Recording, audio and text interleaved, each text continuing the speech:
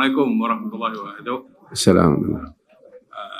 Nama saya Harun Nizam bin Johari. Mungkin soalan saya ni dia tak bersangkut sikit lah dengan babak ni, tapi saya nak tanya. Saya ni salah seorang daripada yang jaga solat tu. Dengan di awal waktunya, dengan jemaahnya, dengan solat tahajudnya, segala-gala solat saya buat lah, dengan puasa, sunat semua saya buat. Dalam masa yang sama juga tu, saya benda-benda mungkar pun saya buat ya. Saya mengata ke orang, saya main kerja apa ikut suka saya. Lepas tu dalam pejabat pun saya ada puak-puak dah tu, suka saya lah buat.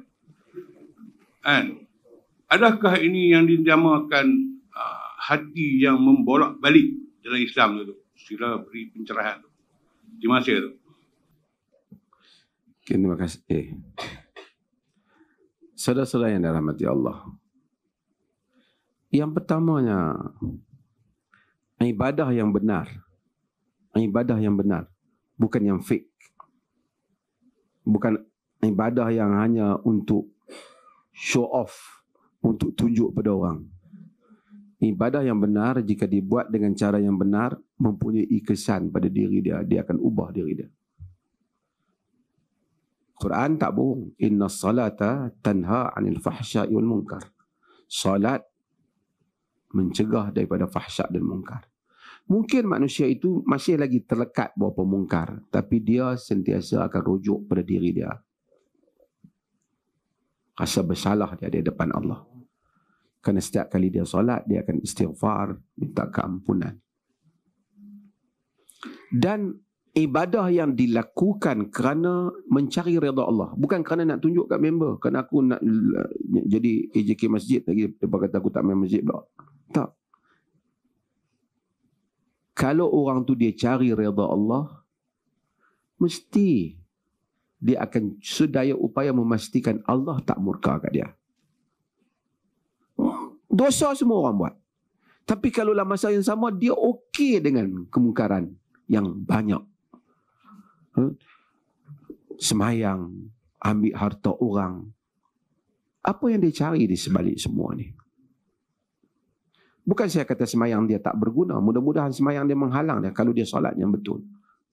Tapi maksudnya, apa tujuan dia di sebalik ibadah dia? Dia cari apa sebalik ibadah dia? Maka dalam hidup ni, kita dapati ibadah yang benar-benar difahami. Kalau orang tu bangun tahajud, ajaib peranan tahajud membetulkan manusia. Saya semua bagi kata nasihat diri saya, tuan-tuan semua. Hadapilah sejuta masalah dan gelombang hidup bagaimanapun. Tapi jika seorang tu terus bertahajud, Allah akan memenangkannya. Tahajud keajaiban. Kalau Allah menjemput satu orang tu memang bangun tengah malam untuk berdiri, dia orang istimewa. Tapi kalau dia melakukan macam-macam maksiat, kemudian dia bagi tahu dia bangun tahajud, kita macam ada question sikit. Betul ya? Tahajud adalah majlis istimewa yang Allah jemput hanya orang-orang yang dikasihi. Orang boleh bangun tengok bola, tapi belum tentu dia bangun tahajud. Boleh bangun untuk solat, sujud, menangis, merintih pada Allah. Maka sembahyang, ibadah yang benar mempunyai kesan pada hamba diri. Manusia mungkin ada dosa antara dia dengan Allah. Dosa dengan Allah ni antara dia. Tapi kalau dia sampai melanggar dosa dengan manusia, sembahyang rajin tapi maki orang, dia nak upi mana pahala dia? Dia bagi pada orang lain. Orang yang melazimi zikir, dia akan rasa berat lidah dia nak kata benda tak elok. Tapi kalau orang tu cakap je maki, maksudnya lidahnya bukan lidah seorang yang berzikir.